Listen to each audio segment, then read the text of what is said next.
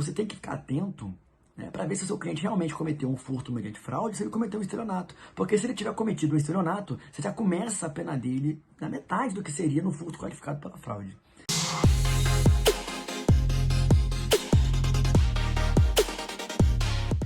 Fala você que segue o canal do Cenoura, seja muito bem-vindo a mais um vídeo aqui no canal. E esse vídeo de hoje é um vídeo muito interessante que a gente vai tratar sobre um assunto que muita gente não faz a menor ideia, tá? E você, né, depois de ver esse vídeo, você vai perceber que vai fazer muito sentido para você. Hoje a gente vai conversar sobre diferenças entre o crime de furto, o crime de apropriação indébita e o crime de estelionato. E, lógico, né, a gente vai analisar a perspectiva defensiva desses crimes. Então você que trabalha com a advocacia criminal, você que tem clientes que praticaram esses crimes, tá? Por que é importante diferenciar o furto da apropriação indébita para o estelionato? Por que é importante essa diferenciação? É importante porque a pena é diferente, né? E nisso, eu estou dizendo não é do furto simples, não, né? Eu estou falando do furto qualificado. A gente tem duas qualificadoras do furto que elas são muito importantes e que pode acabar confundindo, né, o aplicador do direito com relação ao crime de estelionato ou com relação ao crime de apropriação indébita. Então, ter, né, na cabeça essa diferença entre os crimes pode fazer com que você tenha uma tese defensiva de desclassificação. Como assim?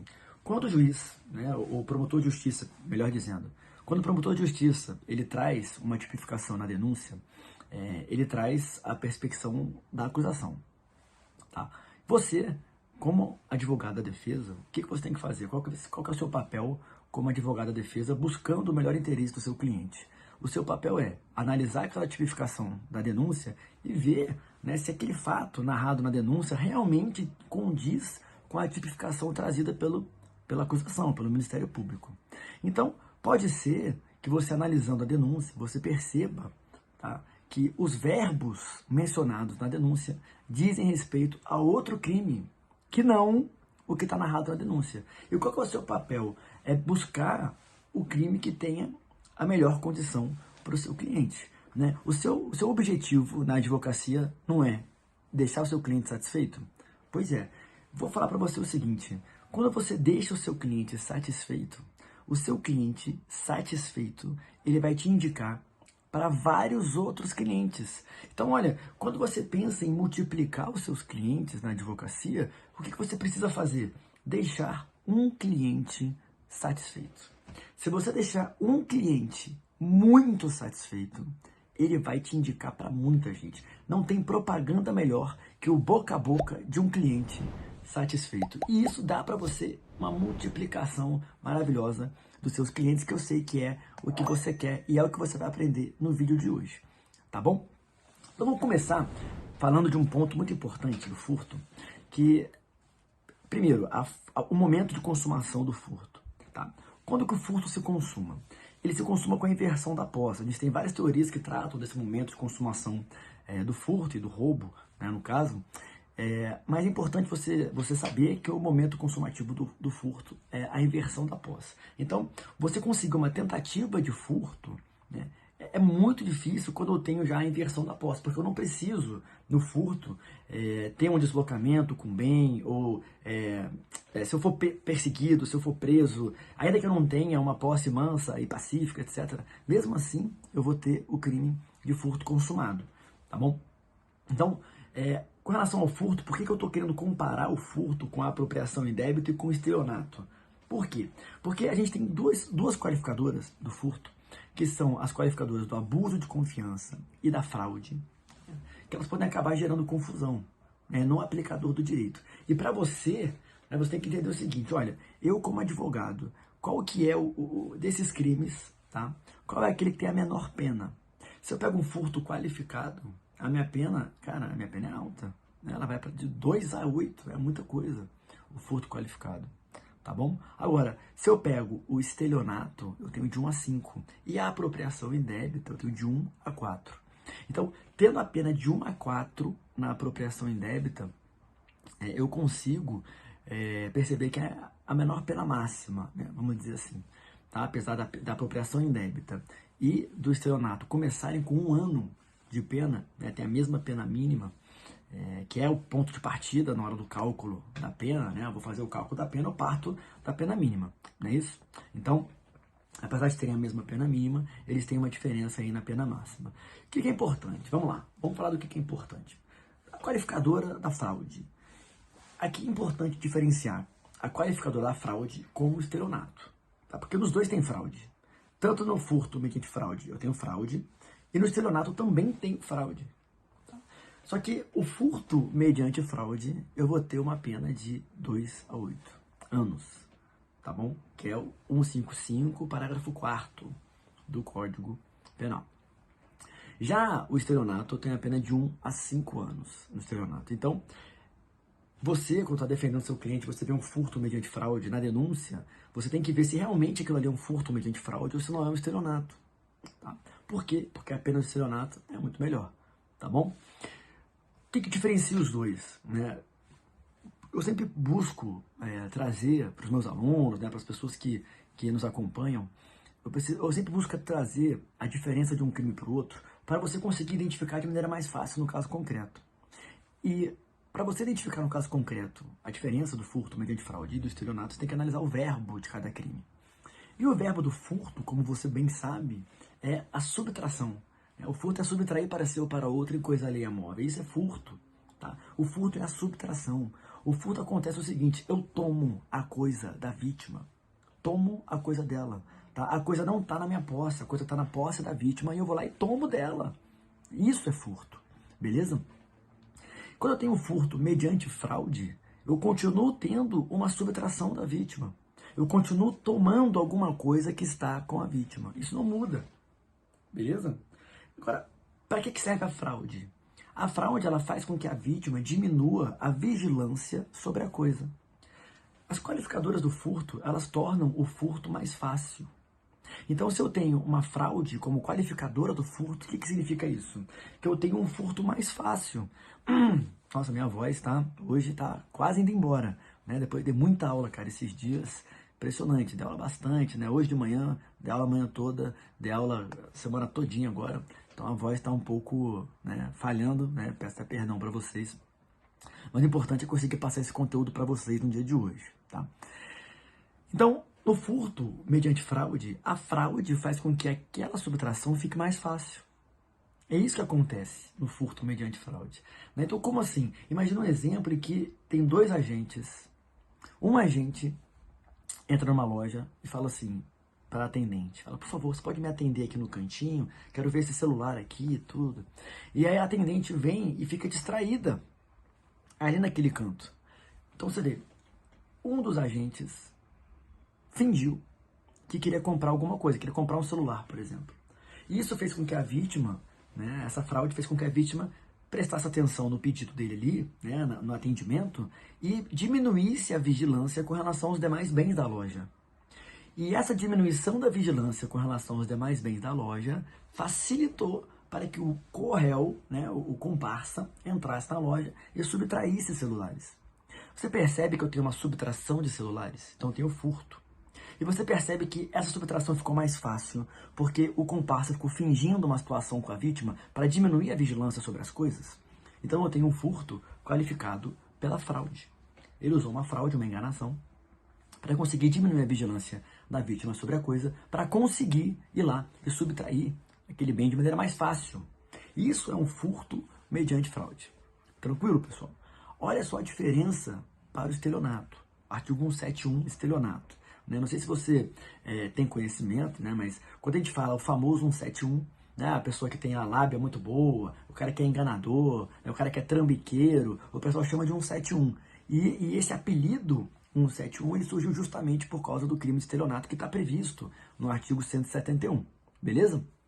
Olha só, o que é o estelionato? No estelionato, se você for procurar em qualquer lugar, der um Google aí, fala assim, diferença de furto com fraude e estelionato. Ele vai te falar, no furto, o agente toma a coisa e subtrai. No estelionato, a vítima entrega. E isso é verdade, tá? Então, no estelionato, eu também tenho uma fraude, mas eu não uso a fraude para ficar mais fácil eu tomar a coisa da vítima. Eu uso a fraude para enganar a vítima e fazer ela me entregar a coisa. Cara, a vítima, felizona, ela vai lá e me entrega aquele bem. Você percebe? Isso é o estelionato. Olha só esse exemplo. Você vê, eu dei o primeiro exemplo do furto mediante fraude, em que o agente ele chega na loja, e aí ele conversa, né, um dos agentes conversa com a vítima para distrair a vítima enquanto o outro comete o furto. Tá? Isso é um furto mediante fraude. Se o agente chega na loja com uma roupa, por exemplo, de uma outra loja, imagina o seguinte, eu botei uma fantasia, tá? Que eu sou um atendente ou um representante de uma outra loja, e eu chego lá na loja de celulares e falo assim, tudo bom? Eu sou o fulano, eu trabalho na loja tal, a gente já conversou com o seu chefe, com o patrão aqui, né? A gente vai customizar, né, as capinhas de celular, etc. E os celulares.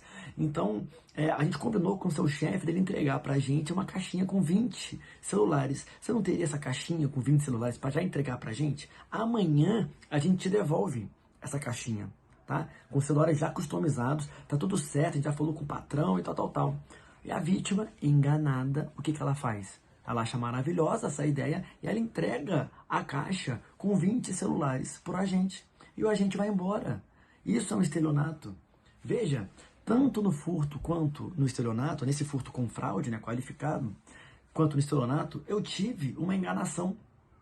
Tanto no furto com fraude quanto no estelionato, eu tive uma enganação. A diferença é que no furto eu usei essa enganação para diminuir a vigilância sobre a coisa para eu poder tomar. Enquanto no estelionato eu usei essa enganação para fazer a vítima me entregar a coisa.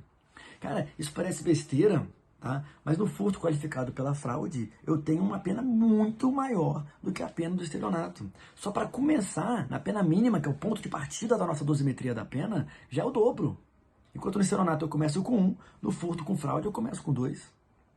Tá bom? Então, você, operador do direito, que trabalha com a defesa criminal, né, com a advocacia criminal, você tem que ficar atento, né, para ver se o seu cliente realmente cometeu um furto mediante fraude, se ele cometeu um estelionato. Porque se ele tiver cometido um estelionato, você já começa a pena dele na metade do que seria no furto qualificado pela fraude. Beleza? Esse é um ponto que eu acho crucial. Né? Eu vejo várias defesas, né? Eu vejo peças defensivas que não se atentam para essa diferença, cara. Isso é fundamental. Tá? Essa é uma das diferenças entre furto mediante fraude e estelionato mediante fraude. Outra diferença.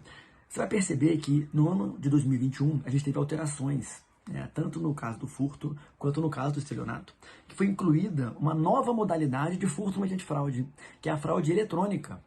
Então, isso também aconteceu no estelionato. Então, foi uma lei de 2021 que ela trouxe uma complementação da parte do furto e também trouxe uma complementação na parte do estelionato, no caso do furto mediante fraude eletrônica e o estelionato mediante fraude eletrônica. E o que diferencia esses dois? Cara, é a mesma coisa que eu acabei de falar para vocês. Só que, em vez de eu falar para vocês, eu acabei de falar que no furto a gente subtrai e no estelionato a vítima entrega. Tá? Essa é a diferença mais gritante do furto para o estelionato. Né? E falando bem a grosso modo, é mais fácil de você visualizar se é uma situação ou se é outra. Se por acaso essa fraude for eletrônica, você vai prestar atenção nas informações da vítima. Se o agente invadiu o computador da vítima ou achou alguma forma de subtrair as informações da vítima, os dados, as senhas da vítima, para com essa informação em mãos ele conseguir dinheiro, eu tenho um furto mediante fraude eletrônica. Tá? Então ele conseguiu acessar lá alguma coisa sua e pegou suas senhas e com isso ele começou a fazer saques, etc. Pronto, eu tenho um furto mediante fraude eletrônica. Porque como que o agente conseguiu os dados da vítima? Ele conseguiu os dados da vítima por meio de uma... É como se fosse uma subtração dos dados da vítima. No estelionato com fraude eletrônica, a vítima é enganada e ela entrega as informações eletrônicas dela. Então imagina, você coloca um site fake e fala assim, clique aqui, preencha seus dados nesse site, que você ganhou uma promoção para não sei o que lá, você foi sorteado, né, na nossa empresa. Só preencher seus dados aqui, coloca seu CPF, coloca os dados do seu cartão, coloca aqui o código de validade do seu cartão. Eu vi um golpe, né, que era o seguinte... A pessoa falava assim, olha, a gente customiza cartão de crédito, a gente faz cartão de crédito do Homem-Aranha, cartão de crédito do Hulk, enfim, cartão de crédito do Super-Homem, cartão de crédito dos Vingadores. Cara, basta você comentar aqui embaixo o número do seu cartão, o código de segurança e a data de validade do seu cartão. E tinha mais de 100 comentários, cara, nesse negócio. Mais de 100 comentários, tá?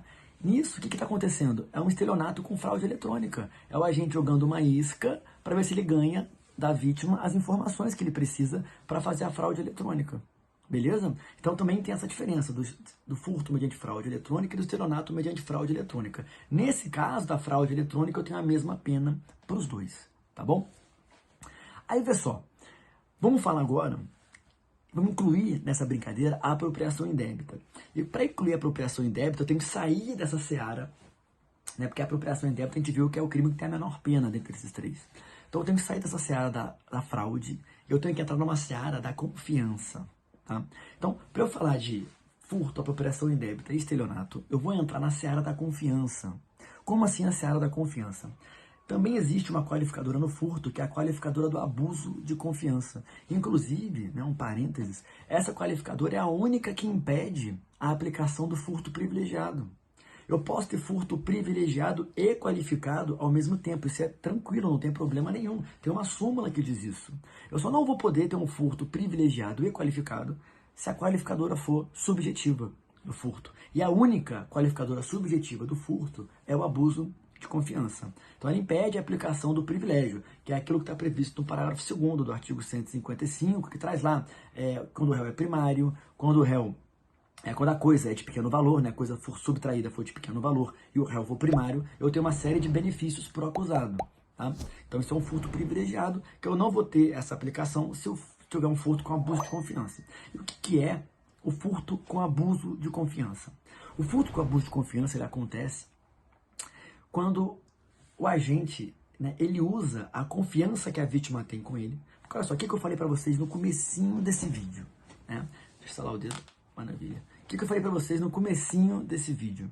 Eu falei o seguinte, olha, o furto qualificado, né, a grande maioria das qualificadoras são situações que tornam o furto mais fácil. Então, o abuso de confiança é aquele caso em que o agente ele aproveita a confiança que a vítima tem com ele e aí o furto fica muito fácil. Porque quando a vítima confia no agente, né, ela não fica vigiando os bens dela. Imagina você chama o melhor amigo seu para sua casa.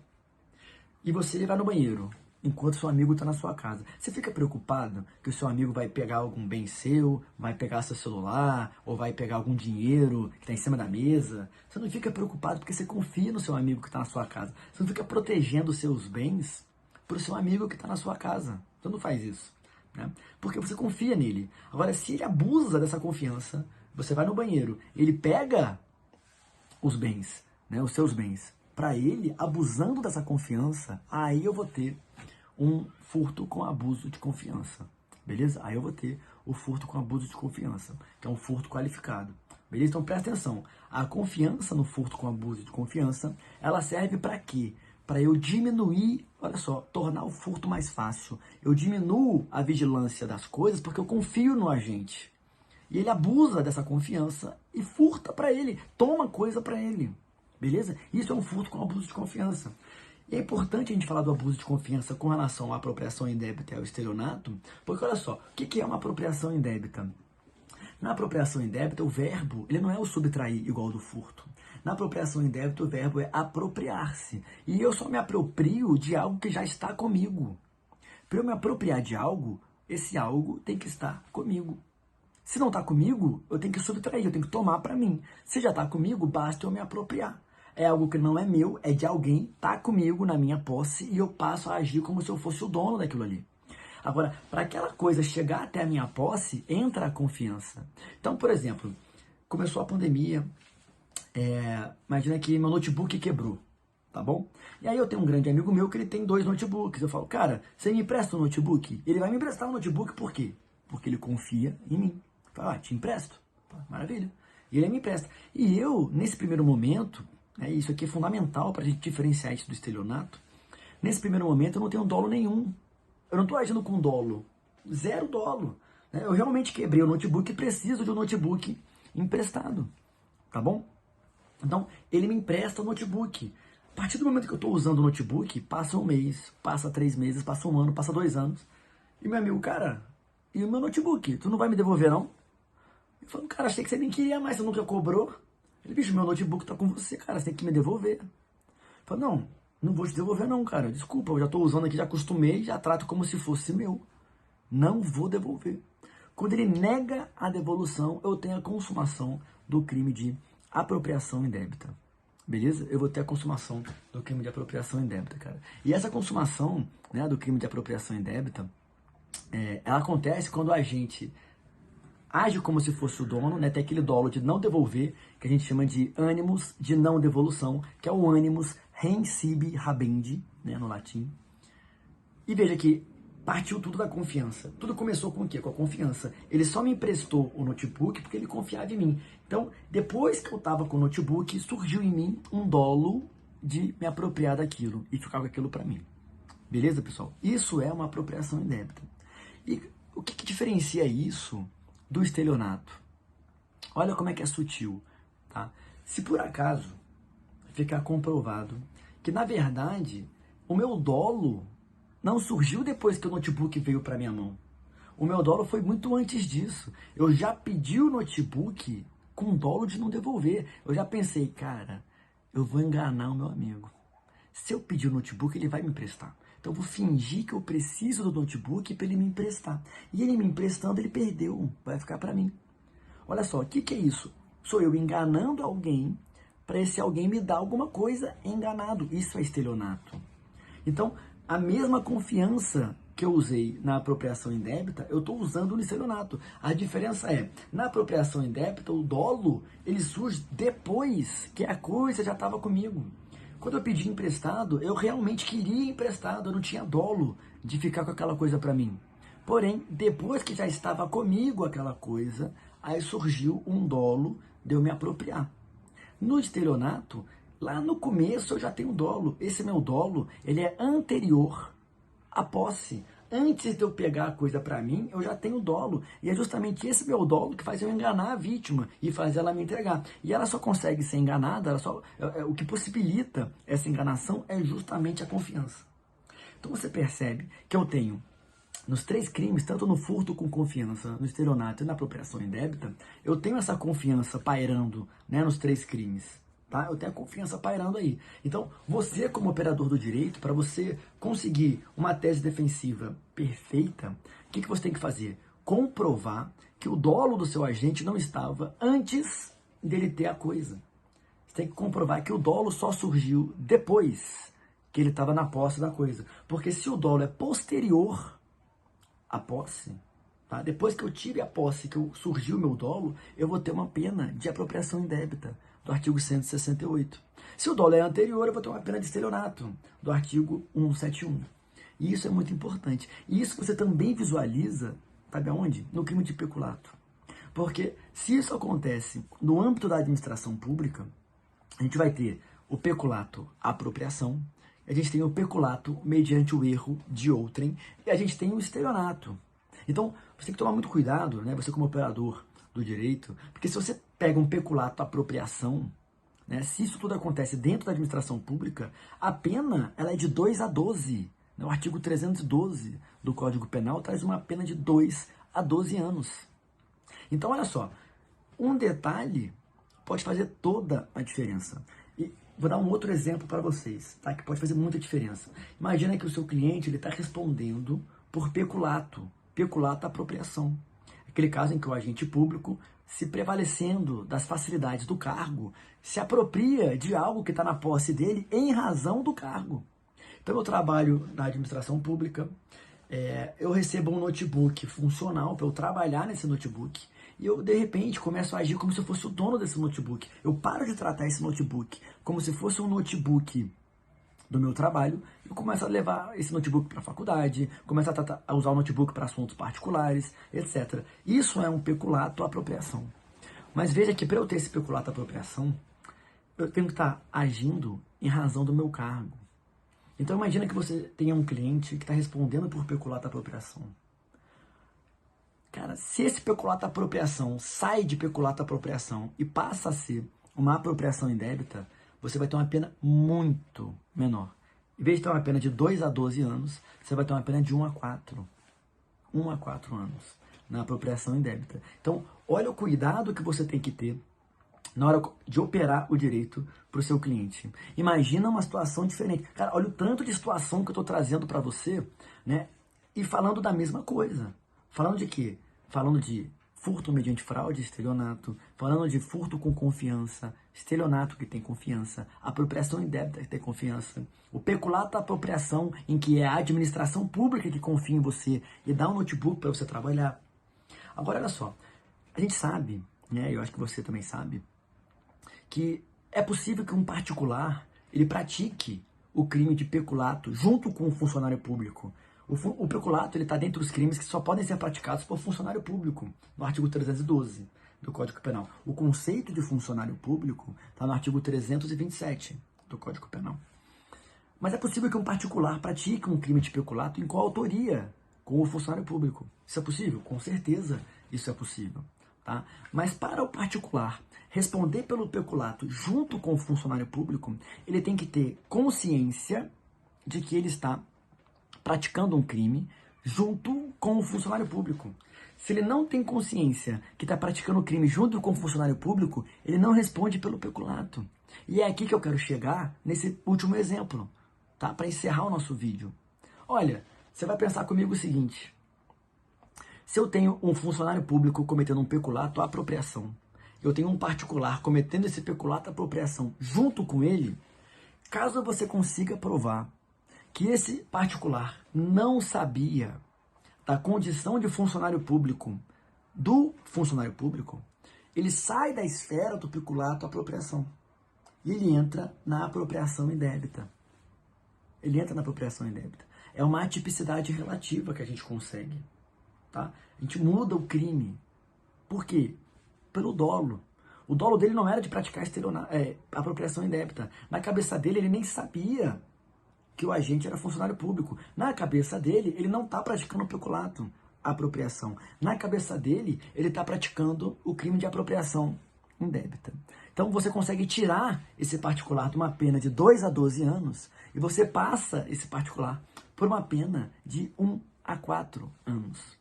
Beleza? Então, olha, isso, na hora de calcular a pena, cara, isso é sensacional. Né? Tudo isso que eu estou trazendo para vocês, né, esse já é o segundo vídeo que eu faço com esse enfoque de teses defensivas. Por quê? Porque, partindo do...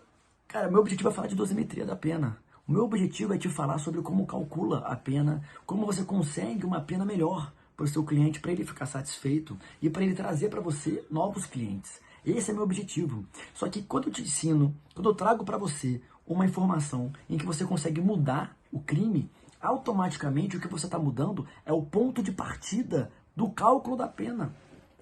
Por onde que eu começo o cálculo da pena? Eu vou fazer vídeos para vocês falando sobre a dosimetria, né, em si, né, falando sobre as 3 fases da dosimetria e etc.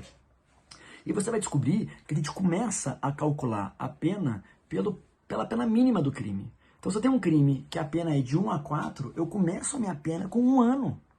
Se eu tenho um crime que a pena é de 2 a 12 ou de 2 a 8, eu começo o meu cálculo com 2 anos.